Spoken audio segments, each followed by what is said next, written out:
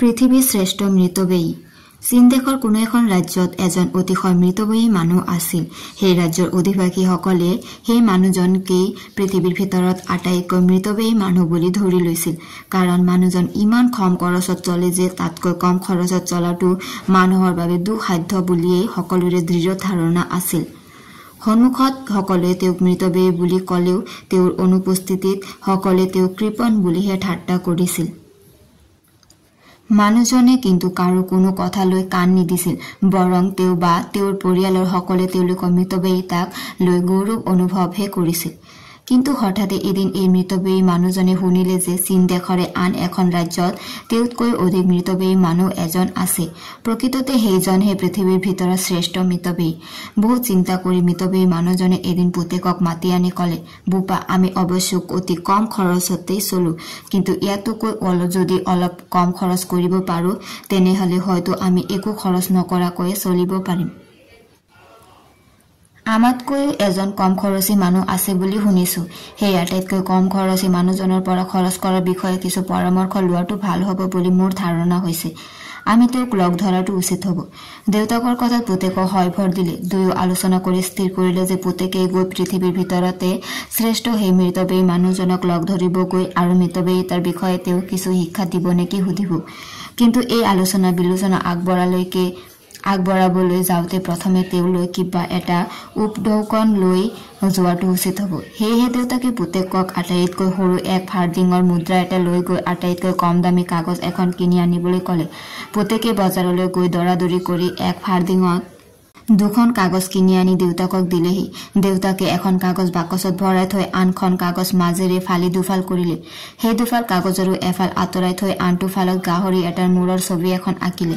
এটা ঢাকনি থকা কাগজৰ ডাঙৰ বাকচ যোগাৰ কৰি সেই গাহৰিৰ মূৰ অঁকা কাগজখন সেই বাকচটোত ভৰালে আৰু সেইটোকে শ্ৰেষ্ঠ মৃতব্যয়ী মানুহজনলৈ পঠোৱা উপঢৌকন হিচাপে পুতেকৰ হাতত দি পঠিয়ালে।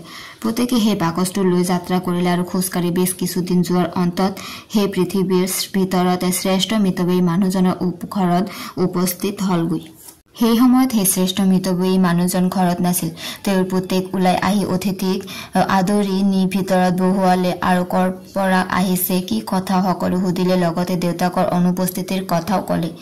অতিথি ল'ৰাজনেও তেওঁৰ আগতে আগমনৰ উদ্দেশ্য ভাঙি পাতি সকলো ক'লে আৰু উপঢৌকনৰ বাকচটো তেওঁৰ হাততে অৰ্পণ কৰিলে। পুতেকে বাকচটো হাত পাতি গ্ৰহণ কৰিলে আৰু সেইটো খুলি ভিতৰত থকা গাহৰিৰ মূৰৰ ছবিখন দেখিলে।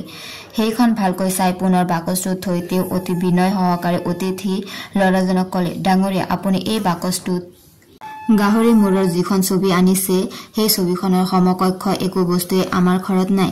তাৰ বাবে মই অতি দুখিত, কিন্তু আপোনাৰ সন্মানাৰ্থে মই আপোনাক ঘৰলৈ নিবলৈ বুলি মাত্ৰ 4টা হুমথিৰা টেঙাহে দিম। তাকে যেন অনুগ্ৰহ কৰি গ্ৰহণ কৰি আমাক কৃতাৰ্য কৰে। এইদৰে কৈ ল'ৰাজনে বাকচটোৰ পৰা গাহৰিৰ মূৰৰ ছবিখন উলিয়াই বাহিৰত থলে। তাৰ পাছত হাতত কোনো কমলা টেঙা নোলোৱাকৈয়ে এনেই কমলা টেঙা এটা হাতত লোৱাৰ নিচিনা মুদ্ৰা কৰি যেন বাকচটোত কমলা ভৰাইছে তেনেভাৱে 4বাৰ বাকচটোত কমলা ভৰাই সেইটো অতিথি ল'ৰাজনৰ হাতত দিলে। তেওঁ সেই বাকচটো হাতত লৈ পুনৰ ঘৰলৈ উভতি আহি দেউতাকৰ আগত সকলো কথা বিৱৰি ক'লে। ইফালে পৃথিৱীৰ শ্ৰেষ্ঠ মৃতব্যয়ীজন ঘৰলৈ উভতি অহাত পুতেকে বহুত দূৰ দেশৰ পৰা মৃতব্যয়িতাৰ বিষয়ে শিকিবলৈ এজন অতিথি অহাৰ কথা ক'লে। প্ৰথম চীনা পৰিচয় হ'বলৈ আহোঁতে ল'ৰাজনে কি উপঢৌকন আনিছে বুলি দেউতাকে সোধাত পুতেকে গাহৰিৰ মূৰৰ ছবিখন দেখুৱালে।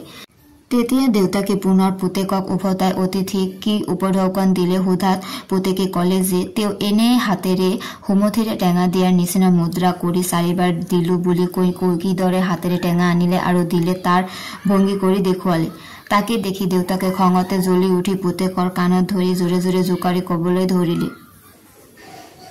হেৰ' অপব্যয়ী, কুলাংগাৰ, আঙুলিকেইটা যে ইমান ডাঙৰকৈ মেলিলি, কিমান ডাঙৰ ডাঙৰ কমলা দিলি দেখিলে নে? কিয় সৰু সৰু কমলাৰ জোখত আঙুলিকেইটা মেলিব নোৱাৰিলি মূৰ্খ? সৰুকৈ মেলিলে কি হল হয়?